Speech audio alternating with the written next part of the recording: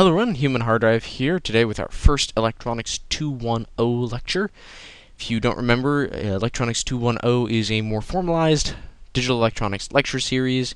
If you don't remember, I've got a little annotation here to the syllabus, which is the last video I did for this. Just review what we're going to be talking about, some of the things you might need to know going into this lecture series.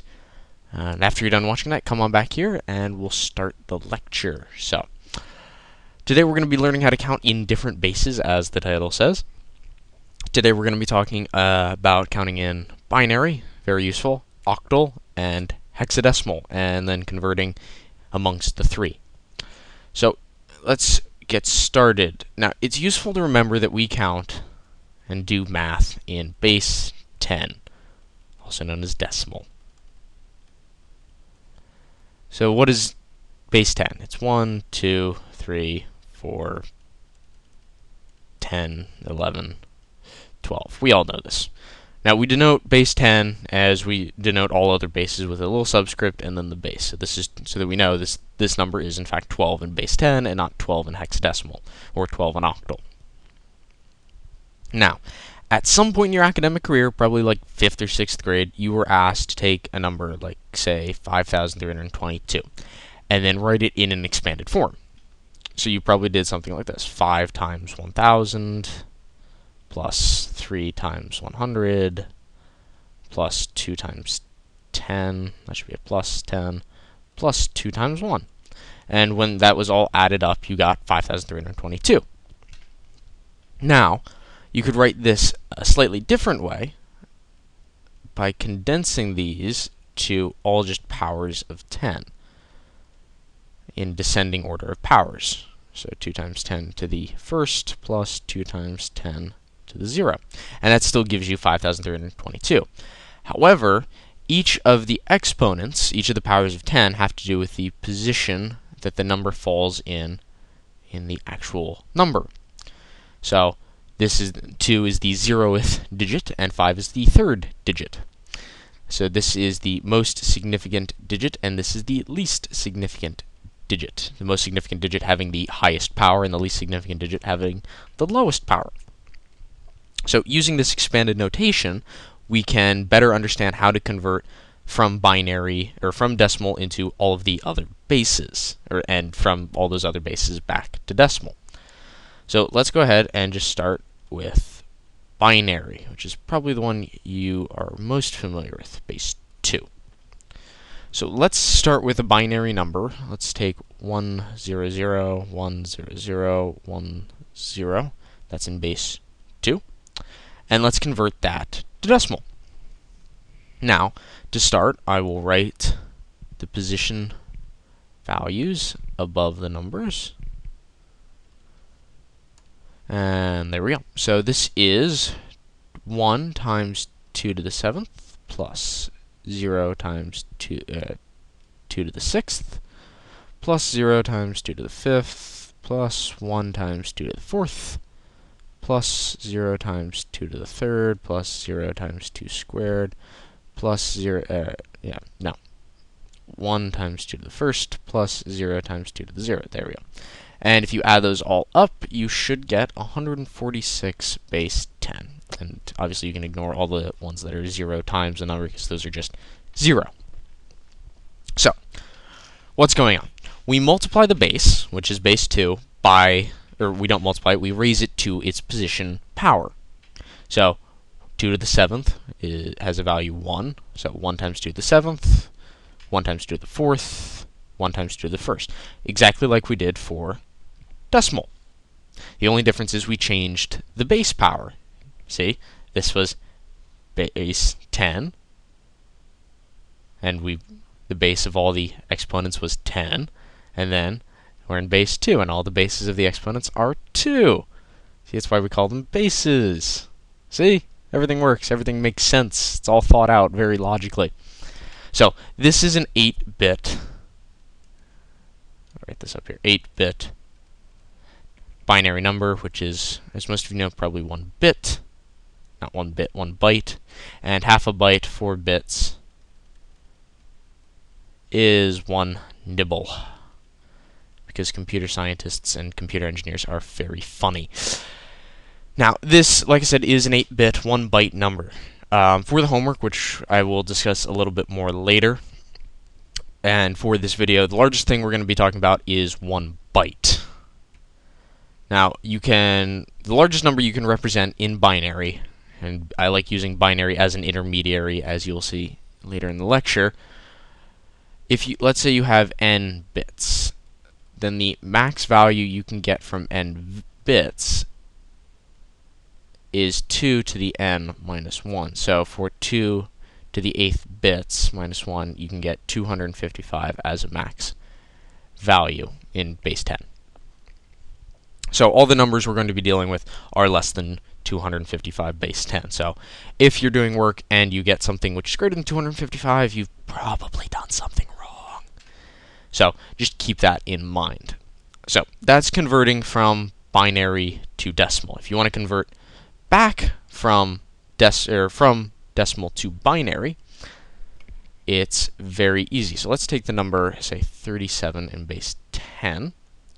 And what is that in binary? Well, it's exactly like this process, just the opposite. So instead of repeated additions, we're going to be doing repeated subtractions. So it's very useful when doing stuff in binary to know binary exponents off the top of your head. Highest power you should probably go up to is 2 to the 16th, so you should know that 2 to the 16th is 65,336.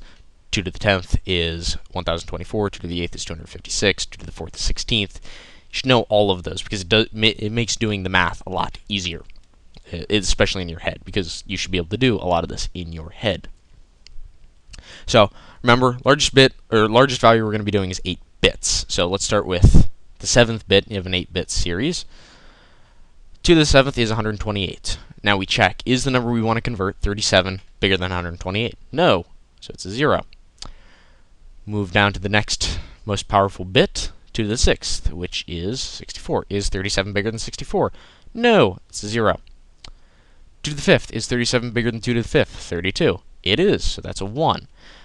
Now that we know that there is a 32 in this number, we must account for that by subtracting away a 32, which leaves us with 5 base 10. So now we move on. 2 to the 4th, is 5, the number we have left, bigger than 2 to the 4th? 16. No, 0. Is 5, the number we have left, bigger than 2 to the 3rd? 8. No, so we have a 0. Is 5, the number we have left, bigger than 2 squared? 4. It is. Now again, we have to subtract that we have to account for the fact that there is a 4 in this number, so we subtract away a 4, and what we have left with is a 1. Now, let's go up a little more, is 1 bigger than 2 to the 1st? 2. No, so it's 0.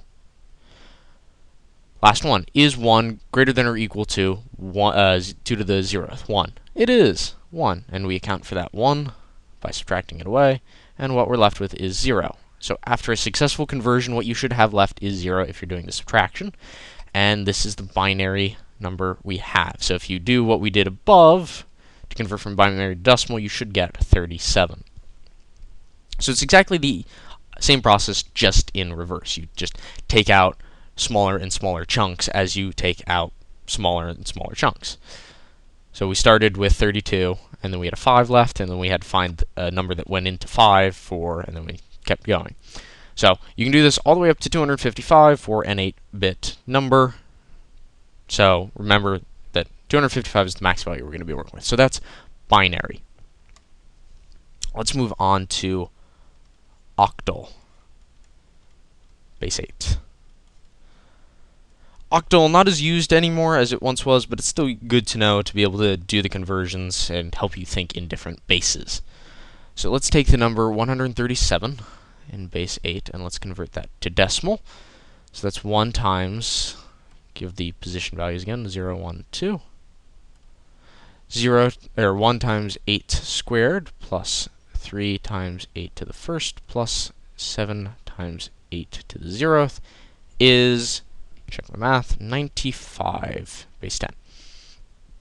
So it's exactly the same as all the other ones. You take the base 8 and you raise it by the position value. So 8 squared, 8 to the 1st, 8 to the 0, add them all up, get a decimal number.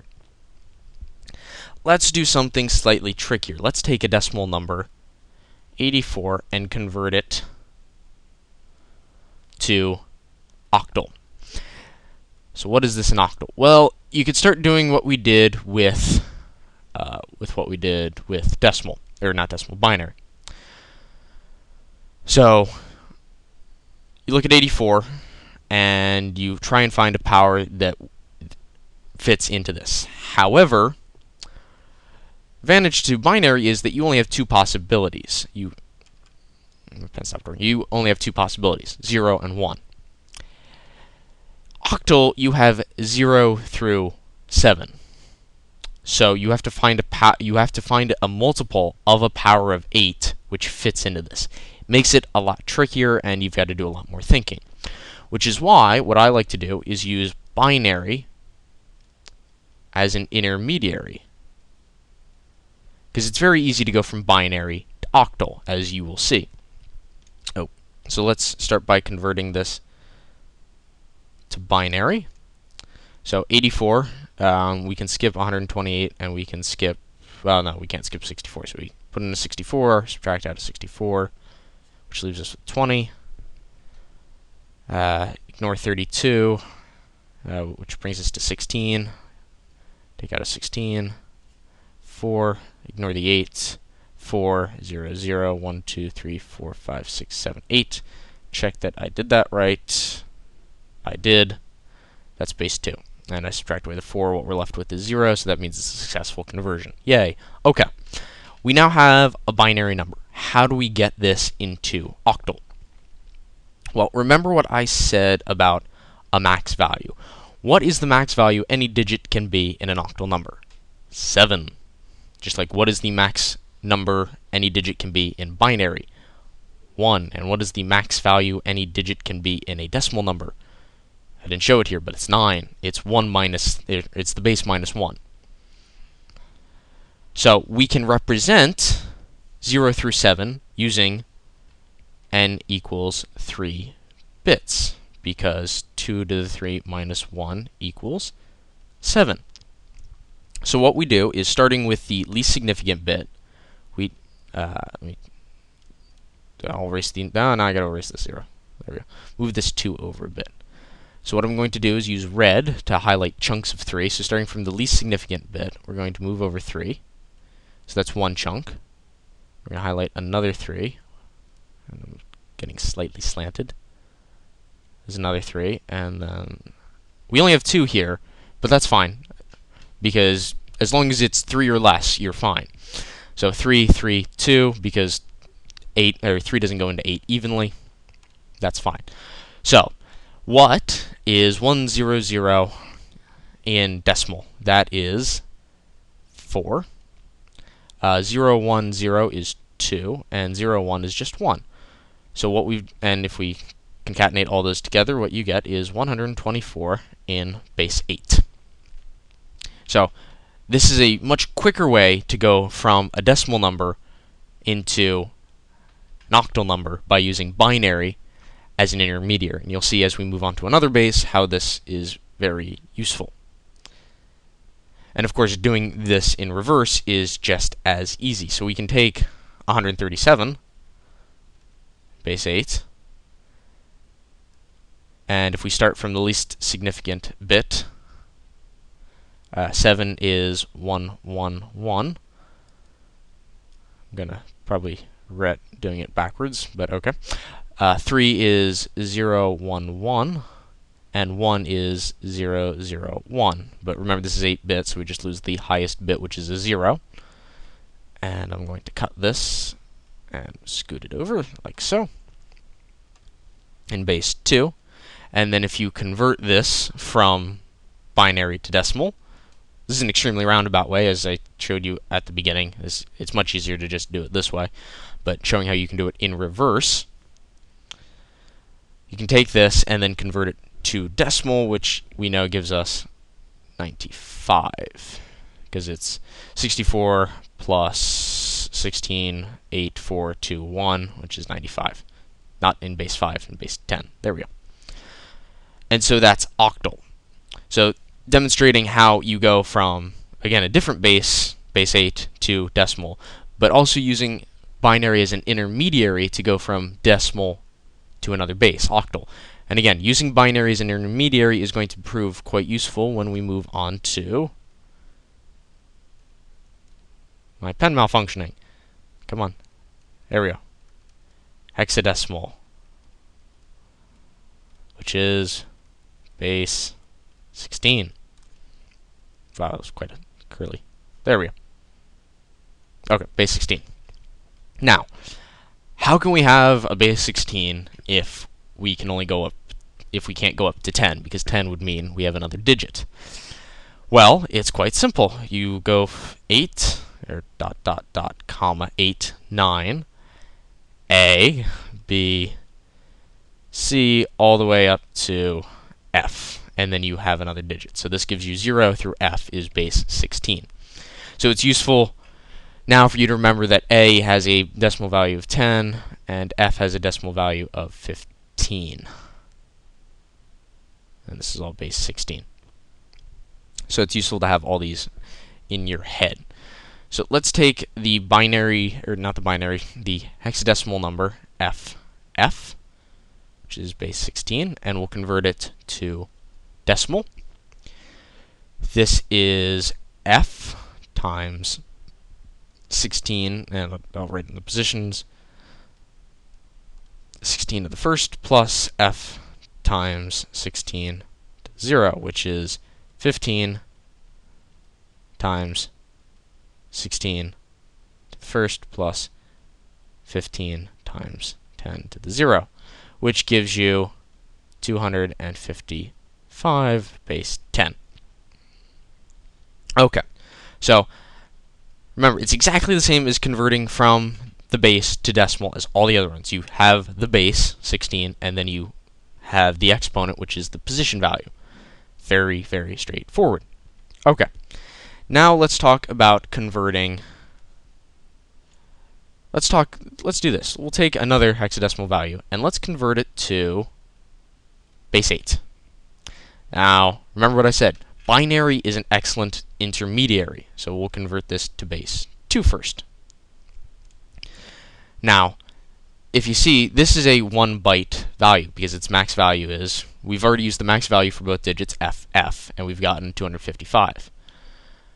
So we have 2 digits which represent 8 bits, so each digit must therefore represent 4 bits. So 3 is a 4-bit value, and 4 does go evenly into 8, so we don't have to use any specific order, but you should start with the least significant byte first, or the least significant digit in this case first, or hexadigit. So C is 12, which in 4 digits is this. And then 3, which in 4 digits is this. And if I take this and scoot it over in base 2, now what is this in base 8? We do exactly what we did up here when we wanted to convert from decimal, from decimal to oct, is we now use 3-bit chunking. So we take these 3 bits, these 3 bits, and then these 3 bits. And then what we get is, if I can go back to black, this is 0. This is 7. And then this is 4. Yes. So there we go. So get rid of that 0, that leading 0, because it doesn't add anything. 3C in base 16 is 74 in oct.